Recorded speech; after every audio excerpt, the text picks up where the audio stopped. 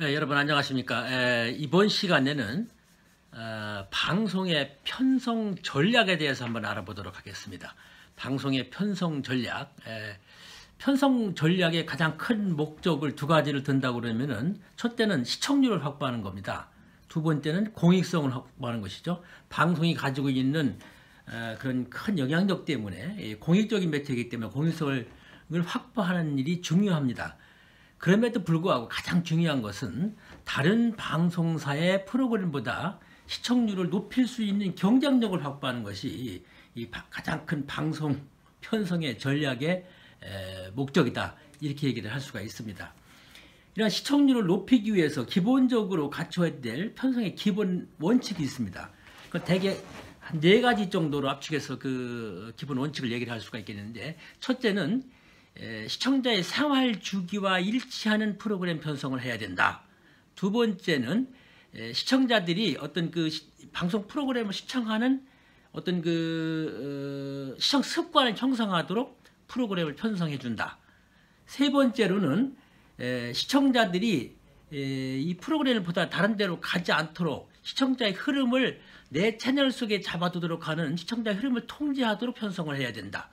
네 번째 가장 중요한 건데, 경쟁력 있는 콘텐츠를 확보해서 편성할 수 있는 그런 체제 시스템을 만들어야 된다는 것이죠.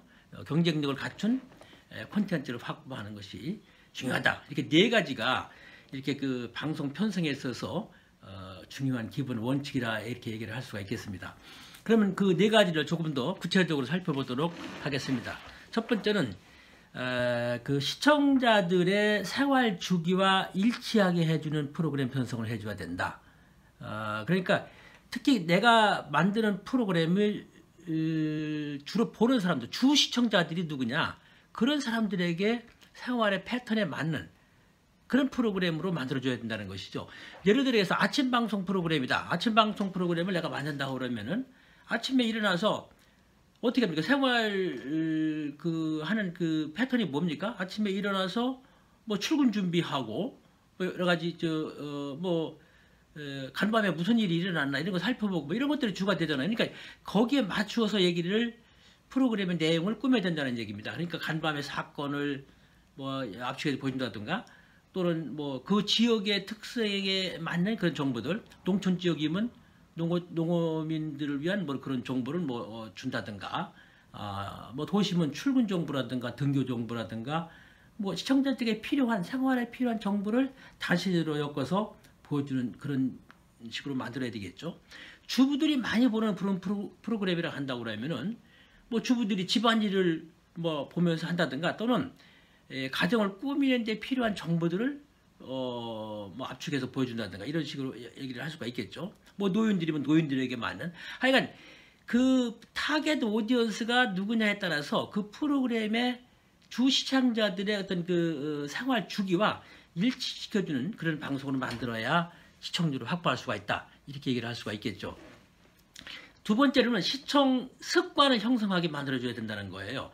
그러니까 시청자들이 그냥 아무 프로그램이나 보는 건 아니죠.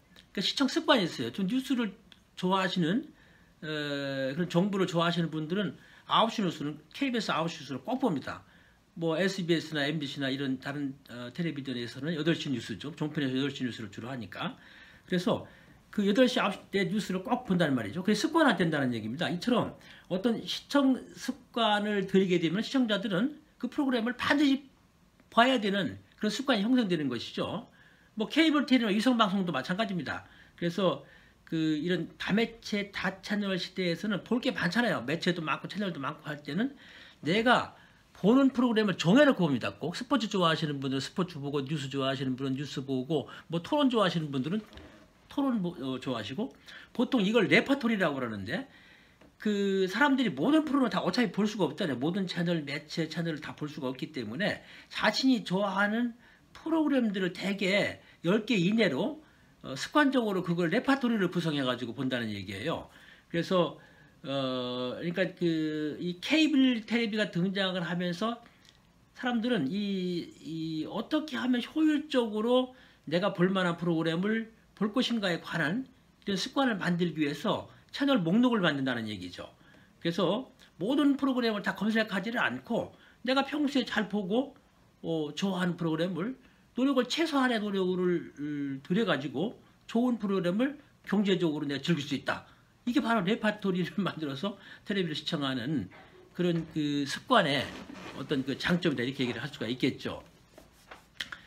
세 번째로는 시청자의 흐름을 통제할 수 있는 편성으로 만들게 됩니다. 그게 세 번째 원칙인데, 그러니까 내가 가지고 있는 뭐 KBS면 KBC, MBC면 SBS면 SBS가 내 프로그램 채널을 보다가 다른 프로그램으로 다른 채널로 넘어가지 않도록 이렇게 흐름을 통제해 준다는 얘기예요. 그러니까 그렇게 하기 위해서는 보통 요새 여러분들 텔레비전을 보면 말이죠. 딱 무슨 시간에 탁탁 끊어서 종료를 한다든가 시작한다든가 이렇게 안 하는 그 것이 많아요. 특히 케이블 텔레비 같은 경우 그런 경우가 많은데 5분 일찍 시작한다든가 아니면 그 시간에 5분 지나서 그 프로그램을 종료를 한다든가 이런 식으로 해가지고 5분 일찍 선점을 한다든가 5분 일찍 그 늦게 이렇게 끊어주는 해서 다른 프로그램으로 넘어가서 그 프로그램을 이미 다른 프로그램 시작했거나 끝나지 않았거나 뭐 이런 시간과 이렇게 편성을 해주는 그런 시청자 흐름을 통제하는 뭐 그런 작전들을 쓰는데, 특히 말이죠, 프로그램 하나가 딱 맞으면은 자기 프로그램 끝나는데 뭐 드라마 같은 거 재미있는 장면, 엔진한 장면 같은 거 이런 것들만 모아가지고 그렇게 보여주면 재밌잖아요. NG 그냥 그 아주 저기 그 능수능란한 아나운서나 또는 뭐 이 연예인들이 드라마 그 탤런트들이 막 이렇게 NG를 내고 연예인들이 NG 내고 해가지고 그러면 다시 막 웃고 어쩌고 그러면서 보면은 그거 재밌어요. NG 모아하는 거 그런 걸 보다가 다른 프로그램으로 넘어가지 않고 그 자사 채널로 계속해서 보는 뭐 그런 식으로 프로그램을 만들기도 합니다. 이게 다 전략입니다. 네 번째 가장 중요한 것은 경쟁력이 있는 프로그램을 확보해야 된다는 겁니다. 그러니까 편성의 힘은 바로 콘텐츠에서 나오는 것이죠. 콘텐츠가 빵빵하면은 다른 프로그램 안 봅니다. 그 특히 공주법 같은 경우는 하루 한 번 편성하면은 뭐 재방 정도는 하지 계속해서 편성하지 않기 때문에 이렇게 경쟁력 있는 프로그램을 계속해서 지속적으로 확보한다는 게 이게 쉽지가 않은 일이죠. 하지만 여하튼간 이렇게 다매체 다채널 시대가 된 오늘날에 와서는 이 콘텐츠가 가지고 있는 이 힘이라고 하는 것은 대단히 큰 겁니다. 따라서 경쟁력 있는 콘텐츠를 확보하는 것, 만들든지 사오든지 어쨌거나 이 다매체 다채널 시대에 뭐 지상파, 케이블, 위성, DMB, 뭐 IPTV 등등 여러 가지 그런 그 프로그램 매체들이 굉장히 많은데, 하여튼 이런 그런 매체마다 수용자들이 어떤 매체를 왜 좋아하느냐 이런 것들을 좀 장기적으로 좀 분석을 해가지고 심층적으로 분석을 해가지고 우리 매체에서 우리 채널에서 성공할 수 있는 프로그램을 어떤 콘텐츠를 해야 되겠는가 이걸 연구해서 이걸 확보하는 일이 대단히 중요하다 이렇게 얘기를 할 수가 있겠죠. 특히 오늘날에 와서는 이게 세계화가 됐잖아요. 시장이 글로벌 마켓입니다. 그래서 우리 방송사, 우리 채널에서 한번 쓰고 많으면은 이 굉장히 효율성이 떨어지죠. 따라서 우리 방송사에서 방송을 해서 시청률도 높이고 뭐 광고도 많이 붙여서 돈을 번 다음에 이걸로 끝나는 것이 아닙니다. 이거를 원소스, 멀티유스로 시키는 거예요. 그래서 소스 하나 가지고 한 번 쓰고 마는 게 아니라 여러 가지 형태를 위해서 수익을 창출해야 되겠죠. 또 특히 세계로 세계 시장에 내보내서 많은 수익을 올릴 수 있도록 그렇게 하는 것이 중요합니다. 그러니까 세계의 시장에서 경쟁력을 갖춘 영상물을 제작하든 사든 이렇게 확보하는 것이 대단히 중요하다. 그 뭐 몇 번 얘기했습니다만은 뭐 겨울 연가라든가 뭐 태양의 후예 이런 것들 겨울 연가는 일본에서 크게 히트를 했죠. NHK에서 여러 번 방송을 하면서 아주 엄청난 돈을 많이 벌었어요. 물론 이 KBS가 만들었는데 사실 KBS보다 NHK가 돈을 더 많이 벌었어요. 저작권을 완전 사갖기 때문에. 또 태양의 후예 같은 것은 중국에서 아주 엄청난 그런 인기를 끌었죠. 이렇게 여하튼 그 경쟁력을 국제적인 경쟁력을 갖춘다고 그러면은 그게 성공할 수 있는 그런 케이스가 되겠죠. 그래서 가장 중요한 것은 이 콘텐츠가 시청자를 끌어들일 수 있는 소구력을 갖춰야 된다는 거예요. 소구력이 뭡니까? 어떤 호소력이 있는 거예요. 호소할 수 있고 인기를 이렇게 구할 수 있는 그런 소구력을 갖춘 콘텐츠를 만들어야 된다는 것이죠. 그래서 이 콘텐츠의 소구력은 보통 그 크게 두 가지로 나눌 수 있습니다. 하나 제 1차적인 소구력, 그러니까 1차적인 소구라는 것은 방송을 보면서 프로그램을 보면서 즉각적으로 그 프로그램에 대해서 이 호의감을 갖고 보고 싶은 감을 느끼게 해주는 것들이에요. 그래서 그런 1차적인 소구력을 갖추게 하는 요소를 몇 가지로 분류할 수가 있는데 어떤 드라마 같은 경우에 극적 전개를 통한 갈등 요소입니다. 갈등. 드라마 같은 것은 갈등이 없으면 드라마가 성립이 안 되죠. 그 갈등 때문에 이러지도 못하고 저러지도 못하는 주인공이나 그 출연된 그 배역들의 그런 상태들을 보면서 사람들은 거기에 조바심을 느끼고 어떻게 되나 그리고 그 갈등이 풀어지면서 어떤 카타르시스 같은 그런 걸 느끼죠. 그래서 갈등, 하나의 드라마에는 갈등이 하나만 있는 것이 아닙니다. 여러 가지 갈등들이 복합적으로 작용을 하면서 사람들이 그 갈등이 어떻게 해결되는가에 관한 관심을 가지고 그 드라마를, 그 연속극을 계속해서 지켜보는 거예요. 그래서 이러한 갈등적인 요소, 그게 극적인 전개죠. 그런 극적인 전개가 있는 것이 1차적인 소구력입니다. 극적인 갈등력이 있는 드라마라야 1차적인 소구력이 있고 그 드라마가 인기 있는 그런 드라마가 될 수가 있겠죠. 근데 두 번째로는 웃기고 즐겁게 하고 긴장을 풀어주는 코미디적인 요소가 이 1차적 소구력에 속합니다. 그 다음에 세상 돌아가는 소식을 알게 해주고 거기에 대처해 줄 수 있는 방법을 알려주는 그런 정보가 가득한 그런 프로그램.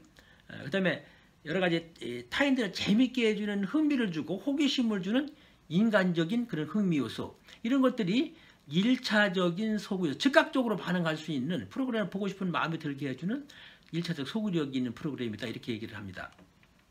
두 번째로 2차적인 소구 요소라고 하는 것은 첫째는 동일시 요소입니다. 등장인물과 정서적으로 내가 동일하다, 시청자 동일하다라고 하는 느낌을 주는 그런 동일시 요소가 들어가 있는 프로그램 또는 동정심을 유발한다든가 향수를 유발하는 그런 요소들. 그 다음에 뭔가 뭐 퀴즈쇼를 하든가 쇼핑 채널이라든가 이렇게 돈이나 물건을 얻을 수 있는 취득적인 요소, 이것이 2차적인 소구력으로 볼 수가 있습니다. 그 다음에 어떤 믿음을 주는 신뢰성인 요소, 그 다음에 어떤 중요한 인물이나 사건을 통해서 시청자를 유인할 수 있는 그런 중요성, 그 다음에 아름다운 경치, 예술적인 분위기, 이런 것들은 미적인 요소, 그 다음에 새로운 아이디어, 새로운 제품, 새로운 인물을 등장시키기 위해서 어떤 주의를 환기시켜주는 새로움의 요소, 이런 것들을 제2차적 소구력의 요소다, 이렇게 얘기를 합니다.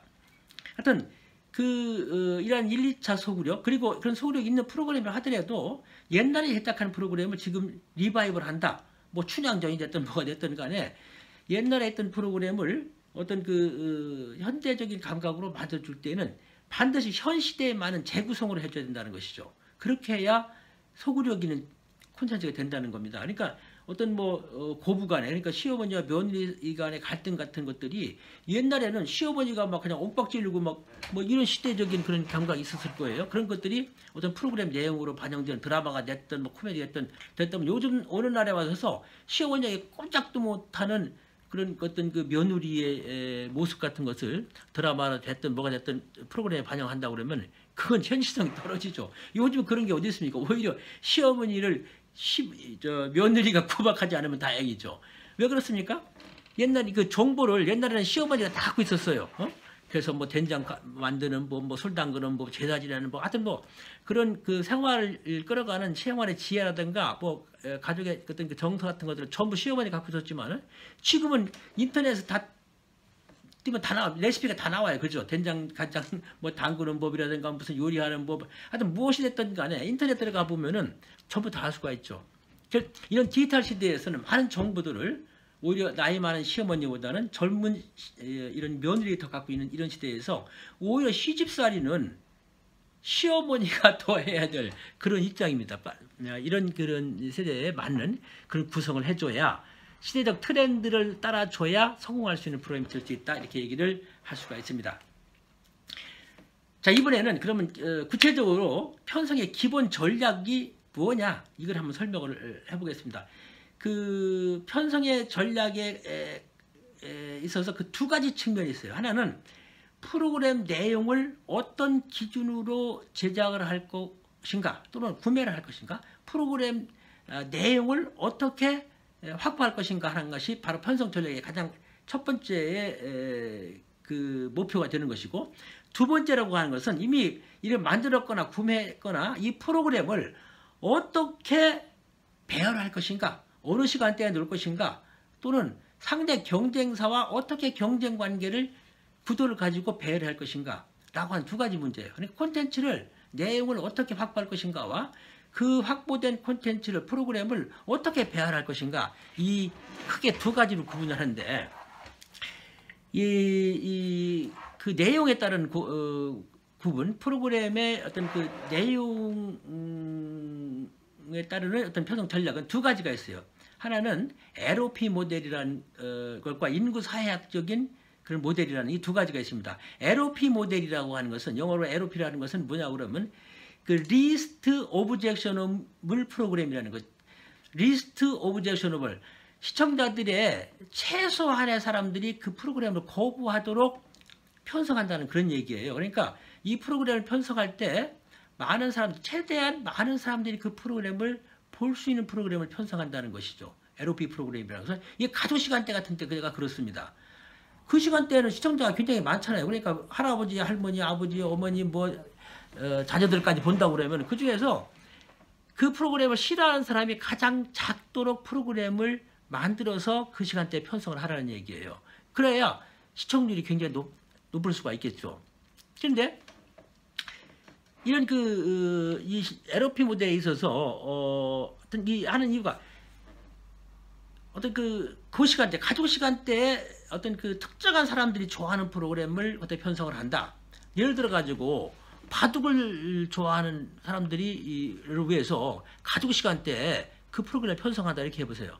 그럼 바둑을 할아버지, 아버지, 자녀들이 똑같이 다 바둑을 좋아하는 건 아니잖아요. 그 중에 한 사람만 좋아한다고 그러면 나머지는 다 그걸 포기할 거예요. 그 방송을 안 볼 거예요. 따라서 그 시간대에는 마니아층, 바둑 마니아층이 됐든 골프 마니아층이 됐든 어떤 다른 스포츠라든가 무슨 무슨 IT 계통이라든가 같은 음악 프로라든가 이런 어떤 특정한 마니아층들만이 좋아하는 프로그램을 그런 가정 시간대 LOP 모델로 그 시간에 편성을 하게 되면 그 프로그램을 망하게 되는 겁니다. 시청률 안 나온다는 얘기죠. 그러나 그 프로그램을 좋아하는 그런 특정한 마니아를 위한 프로그램들을 배정하는 시간은 따로 있다는 것이죠. 그게 인구사회학적 모델이라는 거예요. 그러니까 그 양적인 시청률보다는 목표로 한 시청자층을 중점적으로 그분들의 시청률을 올리기 위한 그런 프로그램을 만드는 것이 바로 인구사회학적 모델이다 이렇게 얘기를 할 수 있는 것이죠. 그러니까 청소년 프로그램이라고 한다고 그러면 그 청소년들만 많이 보면 성공한 프로그램이 되는 거예요. 그러니까 이 인구사회학적 모델이라는 것은 가족 시간대 마니아층만 볼 수 있는 그런 가족 시간대는 가정 시간대는 제하고 마니아층만 즐겨 볼 수 있는 그 시간대를 택하는 것이죠. 노인들이라고 하면 새벽에 잠이 없으니까 노인들이 가장 좋아하는 프로그램은 건강 프로그램이에요. 그럼 새벽 시간대에 노인들이 좋아하는 건강 프로를 노인들만 청소년 잘 안 일어나잖아요. 그런 시간에 편성한다든가 이런 작전이죠. 그러니까 보편적인 다수 대상이 볼 수 있는 그런 프로그램들은 주로 가족 시간대에 편성을 하고 또 만화, 영화, 드라마, 스포츠, 바둑 이러한 그런 마니아들이 좋아하는 그런 채널들은 그런 마니아 취향에 이런 것들은 인구사회학적 그 편성이라고 해서 주변 시간에 편성을 한다 이렇게 얘기를 할 수가 있습니다.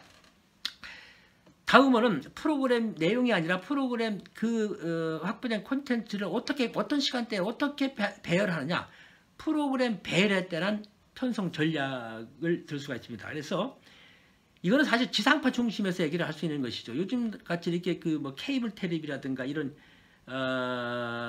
그런 편성, 전문 편성이나 순환 편성을 하는 이런 케이블 방송, 위성 방송에서는 이런 프로그램 배열이라는 게 의미가 없어요. 왜냐하면 스포츠 좋아하는 사람들은 그거 10대 수가 들어가는데 그걸 어느 시간에 편성을 했다고 해가지고 그게 큰 영향을 받거나 그렇지는 아니하거든요. 따라서 시간과 공간의 제약을 받는 지상파의 경우에는 이런 프로그램 배열이 굉장히 큰 영향을 받는다 이렇게 얘기를 얘기할 수 있겠죠. 어떤 프로그램을 어떤 시간대에 배열하느냐 이게 굉장히 중요한 그런 편성 전략이다 이렇게 얘기를 할 수가 있는데 크게 두 가지가 할 수 있습니다. 하나는 채널 내에서의 편성 전략이에요. KBS 아니면 SBS, ABC, 이렇게 공중파에서 하나의 채널 내에서 편성하는 편성 전략이 한 7가지가 있는데, 첫째는 채널 편성에서 줄띠 편성이에요. 줄띠 편성. 하나의 줄띠를 편성하는 거예요. 주 5일 이상을 매일 그 동일 시간대에는 동일한 프로그램을 편성을 합니다. 이거 왜 그래요? 그럼 그 시간대만 되면은 그 방송 하더라. 9시 뉴스 9시 하더라 이거예요. 아침 8시 반 되니까 KBS 만에서 아침마당 하더라. 아침마당 좋아하시는 분들은 아침 8시 반만 되면 그 프로그램 탁 돌아갑니다. 그 시청 시간을 형성하게 해주는 거예요. 그래서 뭐 저녁 8시 반에는 드라마만 쫙 깔아준다든가. 그래서 어떤 시청자들을 확보해주기 위해서, 그러니까 하여튼 그 프로그램을 좋아하시는 분들은 그 시청자한테 막 들어오는 거죠. 근데 이제 그 시간에 그 프로를 좋아하는 시청자들을 확보할 수는 장점은 있지만은 다만 그 변화를 주기는 어렵죠. 그래서 제작비가 많이 드는 프로그램을 또 만들어주고 맨날 그 프로그램 그 시간대에 일주일 내에 그거를 어떤 드라마 제작비가 굉장히 많은 드라마나 쇼 같은 걸 만들어준다고 그러면 돈이 엄청나게 들어가겠죠. 따라서 그런 것은 굉장히 힘들고 이런 것을 피해서 프로를 만드는데 뭐 KBS에 뭐 보면은 6시부터 7시 50분까지는 뉴스 광장에 나가요. 7시 50분 딱 되면은 매주 그 월요일부터 금요일까지 인간극장이 30분짜리로 미니 시리즈 나가죠. 나가게 되고 8시 반부터 뭐 9시 반까지 아침마당 쫙 나가고 뭐 아침 9시 반부터 10시까지는 뉴스 나가고 이렇게 고정적으로 줄띠를 월요일부터 금요일까지 하나의 프로그램을 쭉 이어서 줄띠를 이어서 저 방송을 프로그램을 편성하는 걸 줄띠 편성이다 이렇게 얘기를 합니다. 채널의 편성에서 두 번째 편성은 장기판 편성이에요. 여러분 장기판 장기 둘 줄 아십니까? 장기판? 그러면 뭐 여기 상말 여기 포, 차 이렇게 뭐 여러 가지 한 그 띠 안에다가 여러 가지의 어떤 그런 그 패를 놓죠. 말을 놓죠. 그래서 아까는 같은 시간대에 아침마당이면 8시 때 8시 반 때 그 아침마당을 쭉 깔아놓는다고 그랬잖아요. 그러면 이렇게 하지는 않아요. 그러니까 어떤 저녁 시간대 뭐 7시간대 8시간대 이런 때에 하나의 프로그램을 계속해서 쭉 깔아요. 그 시간대는 가족 시간대라서 그 시청률이 굉장히 높습니다. 그런데 제작비가 굉장히 많이 들어가는 프로그램을 이렇게 줄띠 편성을 할 수가 없죠. 그럴 때에는 골고루 편성을 해주는 거예요. 그래서 다른 유형의 프로그램을 격일로 한다든가 또는 뭐 격주로 한다든가 이렇게 다른 그 프로그램들을 만들어 주는 거예요. 그래서 그러니까 장기판 편성이라고 하는 거는 줄띠 편성이 아닌 거는 거의 다 장기판 편성이다 이렇게 볼 수가 있는 것이죠. 그래서 예를 들자면 밤 10시 때 주부들이 좋아하는 프로그램 드라마를 뭐 요일별로 다르게 편성을 좀 뭐 해준다든가 뭐 이런 방식인데 여러분들 뭐 KBS 1을 한번 다시 들어봅시다. KBS 1에 7시 35분부터 8시 25분까지 월화수목금이 프로그램이 다 달라요. 월요일 날에는 그 시간대에 우리말 겨루기가 들어가요. 화요일 날은 이웃집 찰스, 수요일 날은 사랑과 사람들, 목요일 날은 한국인의 밥상, 뭐 금요일 날은 뭐 다른 프로그램, 뭐 이런 식으로 해가지고 프로그램이 다 다르게 되는 것이죠. 또 밤 10시 때도 달라요. 10시 때 월요일 날 뭐가 나갑니까? 가요 무대. 그 중장년층 그 노인들이 좋아하는 음악 프로그램 가요 무대가 나가죠. 또 화요일 날은 또 다른 프로그램 나가고 뭐 지금 요즘 여기 저렇게다가 저기 그 역사전을 그날이 나가죠. 근데 수요일 날은 생로병사의 비밀이라는 프로그램이 나가고 뭐 등등 뭐 목요일 날은 KBS 스페셜, 금요일 날은 뭐 KBS 명견말리 뭐 그런 식으로 프로그램을 같은 시간대에 다른 프로그램별로 장기판에 그 말을 다루듯이 그렇게 다른 프로그램 놓는다는 것을 장기판 편성이다 이렇게 합니다. 그런가 하면 이 4년의 편성 중에 세 번째는 구획 편성이라고 얘기를 합니다. 그러니까 특정 시간대에 주 시청자가 명확할 때 주로 사용하는 특정 시간대에 그 시간대에 그 주 시청자들이 좋아하는 비슷비슷한 특성을 가진 프로그램들을 그 시간대에 몇 개의 프로그램을 쫙 깔아 놓는 거예요. 그래서 예를 들어 평일 이른 아침 시간대에는 주 시청자 시간대 그 아침에는 출근하는 사람들이 직장인들이 대부분이죠. 그럴 때는 그 직장인들에게 필요한 여러 가지 밤새 뭐 사건 사고 뉴스라든가 출근길 교통 소식이나 날씨나 간추린 뉴스 정보 이러면 뉴스 매거진으로 그 프로그램을 깔아놓고 그 시간이 끝나게 되면 그 이후에 오전 시간대는 주부들 시간이에요. 주부 남편들 출근하고 애들 학교 보내놓고 주부들이 편히 앉아가지고 설거지하면서 또는 뭐 가정일을 보면서 볼 수 있는 그런 프로그램들, 뭐 주부 대상 아침마당이 대표적인 그런 케이스죠. 또는 뭐 저기 또 아니면은 무엇이든 물어보세요 같은 거 그런 거 편안하게 볼 수 있는 주부의 정보 프로그램 또는 뭐 부담 없이 들을 수 있는 엔터테인먼트 프로그램 이런 것들을 남편 출근한 다음부터 낮 11시, 12시 그때까지 쭉 이게 편성해서 깔아준다든가 이런 편성을 하는 것이죠. 그래서 뭐 한 구획, 뭐 SBS나 MBC도 마찬가지. 어떤 구획을 딱 정해서 그 시간대에는 SBS도 아침 뭐 9시 반 이후 뭐 11시까지는 주로 주부들이 좋아하는 그런 프로그램들을 쭉 깔아줍니다. 뭐 좋은 아침이다, 생활경제 뭐 이런 것들을 해서 쭉 깔아주는 것이죠.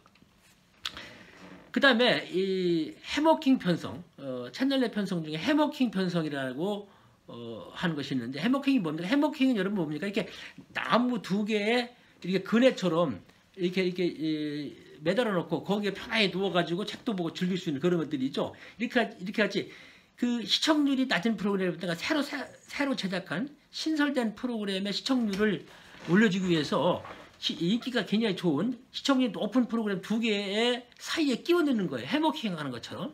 그러니까 시청률이 좋은 프로그램 두 개의 프로그램 사이에 시청률이 조금 낮게 나올 것이라고 우려되는 프로그램 또는 새로 편성하는 새로 만드는 프로그램을 그 사이에 끼워서 양쪽의 높은 시청률의 그 프로그램에 좀 덕을 보자는 그런 뜻이죠. 그래서 주로 그 뉴스 전후에 뭐 인기 있는 드라마를 이렇게 편성해 주면 그 드라마를 보다가 뉴스를 봐요.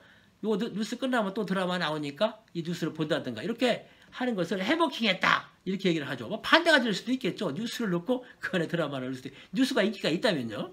뭐 그런 식으로 해서 이제 해머킹할 때는 주로 그 편성하라는 프로그램과 성격이 좀 비슷한 인기 프로그램을 양쪽에 놔주면은 더 효과가 있겠죠.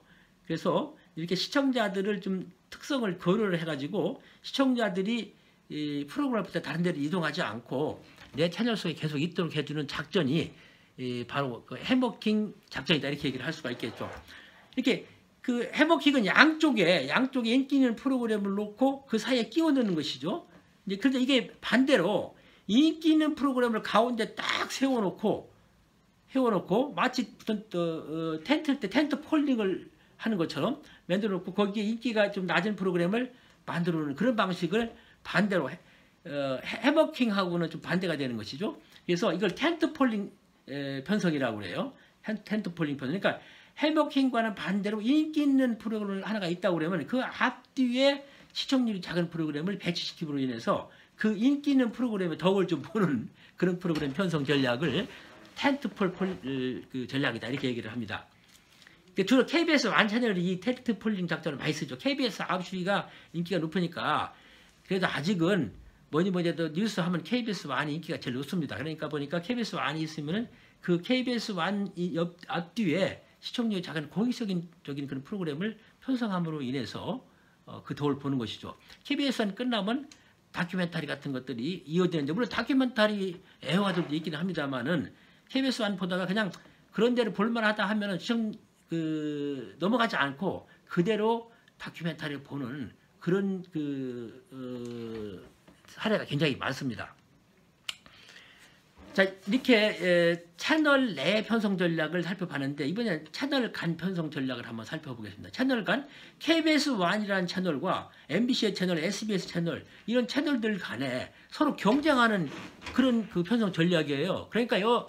다른 방송사와 싸워서 이길 수 있도록 프로그램을 편성하는 그런 전략이라고 얘기를 할 수 있겠죠. 그래서 경쟁 방송사에 대해서 대응해서 편성을 한다든가 또는 그걸 공격성 그쪽 시청자들을 뺏어오기 위해서 하는 편성 전략 이런 것들이시죠.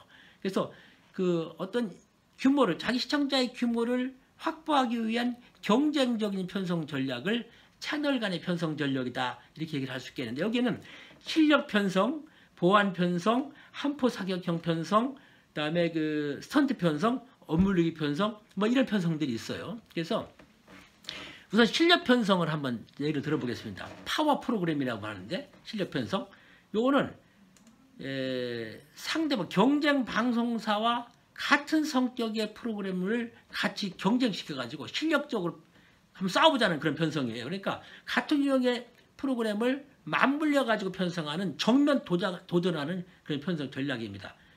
경쟁사가 인기가 있는 이미 확보한 프로그램 시간이에요. 그래서 그래? 그럼 나도 한번 해보자. 그럼 나도 인기 있는 프로그램 만들어가지고 같이 한번 너하고 붙어보겠다. 이런 것들이죠. 그러니까 유사한 프로그램을 편성해서 같은 시간대에 편성해서 시청자들을 놓고 경쟁을. 드라마면 드라마, 뭐 쇼면 쇼, 뭐 이런 특히 엔터테인먼트 같은 그런 편성 프로그램들이 되게 이렇게 하는 거는데, 근데 이제 문제는 이게 가족 시간대가 시청률이 굉장히 높은 시간대에 이런 실력 편성을 하게 되는데, 드라마나 무슨 쇼나 무슨 오락 프로그램들을 주로 이렇게 실력 편성을 하게 되는데, 만약에 여기서 이기면은 대박이 나는 것이죠. 그러나 여기서 실패를 하게 되면 치명상을 입을 수가 있습니다. 왜냐하면 거기에 광고가 대단히 많이 붙기 때문에 광고가 딴 방송사 다 옮겨가 버리면 일이 안 온다는 얘기죠. 어차피 제로섬 게임에 이쪽으로 다 붙어버리면 이쪽으로 광고가 안 온다는 얘기죠. 따라서 이 실력 편성을 할 때는 정말 이게 실력 편성을 해서 내가 이길 수 있겠는가라고 하는 치밀한 분석을 해서 편성을 해서 해야 되지, 방송사에서 그냥 대충 짐작을 갖다가 무슨 편성을 해가지고 낭패를 보게 되면은 방송사 경영에 타격을 입을 수 있는 그런 결과를 가져오기 때문에 이 경쟁 편성은 장단점이 아주 명확하다 이렇게 얘기를 할 수가 있겠죠. 그래서 굉장히 위험한 프로그램이 한데, 그럼에도 불구하고 이런 경쟁을 시킴으로 인해서 그 프로그램의 발전을 가져올 수 있는 그런 계기가 된다는 장점은 있어요. 서로 경쟁하다 보면은 내가 시청자를 더 많이 끌어와야 되겠다는 생각에 더 좋은 프로그램을 만들 수가 있겠죠. 이런 장점은 있습니다.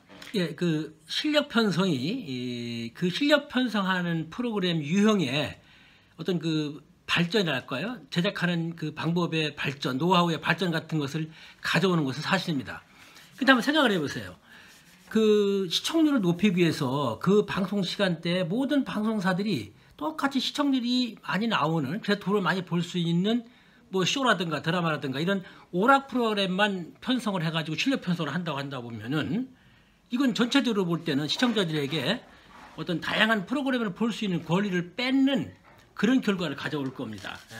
그래서 이러한 폐단을 방지할 수 있는 그런 편성이 있는데, 그게 바로 보완 편성입니다. 보완 편성. 그러니까 어떤 그런 똑같은 시간대에 동일한 유형의 프로그램을 편성하는 것이 아니라, 그 시간대 시청자라고 하는 것은 가시청자 수가 정해져 있을 거 아니겠습니까? 따라서 똑같은 그런 시청자들이 똑같은 프로그램만, 그런 유형의 프로그램을 보지 아니하고 다른 프로그램을 보도록 기회를 제공하는 편성을 하는 겁니다.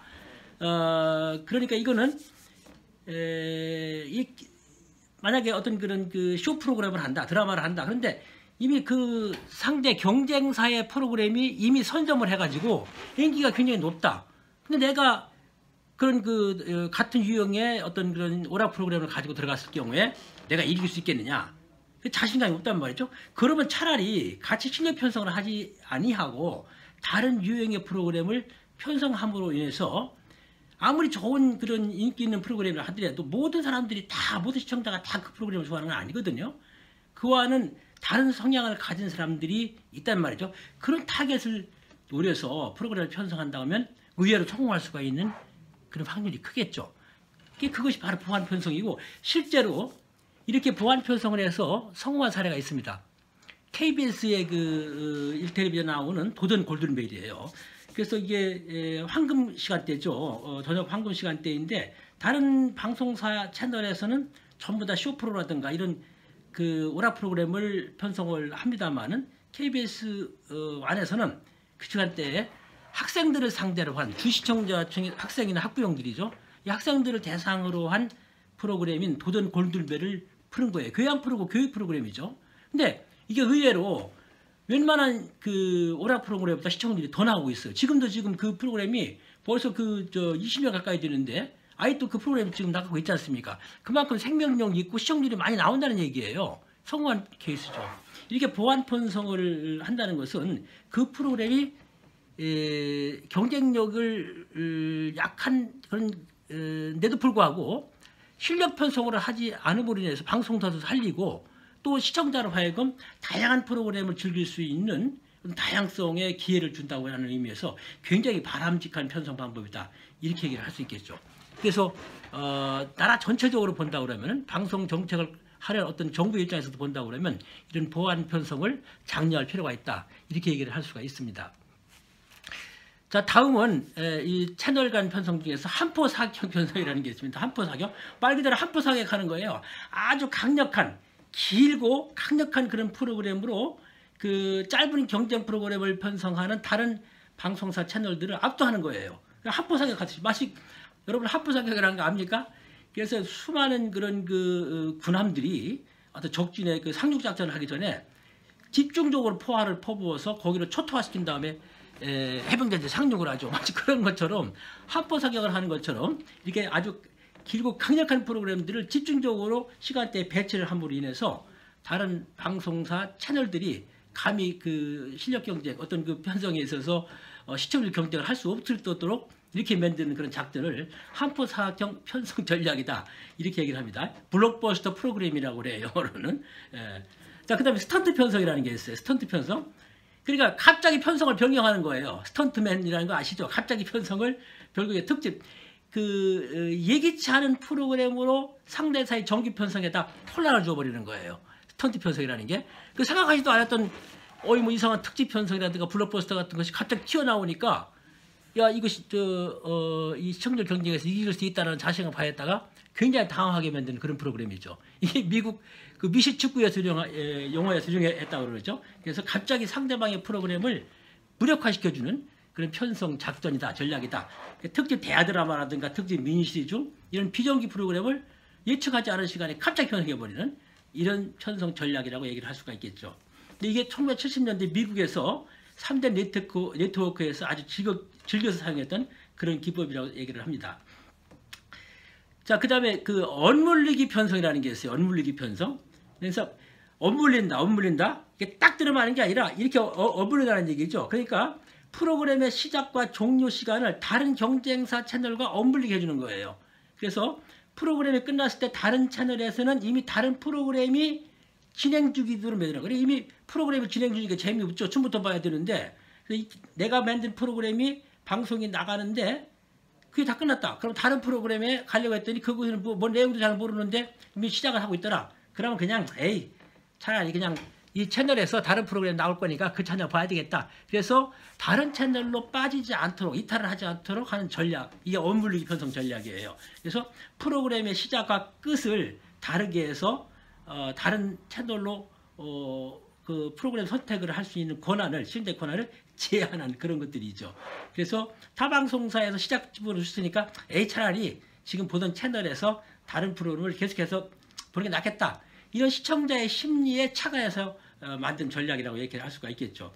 그래서 엇물리기 편성의 두 가지 전략이 있는데 하나는 초정 시간부터 주 시청자 시간대까지 상대적으로 긴 프로그램을 편성을 해서 경쟁사의 프로그램의 시작과 끝이 그냥 지나가 버리도록 이렇게 하는 그런 전략이 있고, 둘째 방법은 프로그램을 불규칙한 시간에 시작하고 불규칙한 시간에 끝냄으로 인해서 다른 방송사 프로그램의 시작과 끝을 놓치게 하는 그런 두 가지 전략이 있습니다.